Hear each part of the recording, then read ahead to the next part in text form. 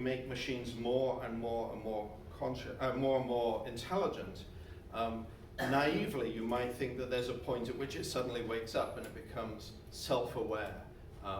Now, it may actually become self-aware in a machine sense, but that doesn't mean that it actually has first-person viewpoint on the world. Now here it's really tricky to get into the language. The Dalai Lama expresses it really well, that when you're studying the nature of consciousness, which is, consciousness is like if you were to shut your eyes and just gently breathe and actually experience the breath going in and out of you, that is consciousness. Sort of, as soon as you start thinking about it, that's intelligence.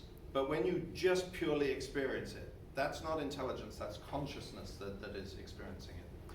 Dalai Lama points out that in the West, we've become very good at that third-person science. That is the objective science of that thing over there.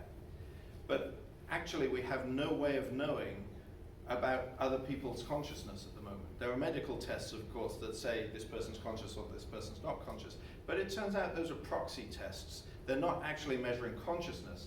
They're measuring something that, when in other people who've reported consciousness, they've said it's consciousness. We actually have no way of getting our finger on consciousness directly, except through first-person experience. And so one of the ways of thinking about at least some branches of Buddhism is that they're actually first-person scientists. That is, they train themselves to be able to form this stable platform under which they can observe the workings of consciousness from the inside out, as it were. And I think there's a huge chasm at the moment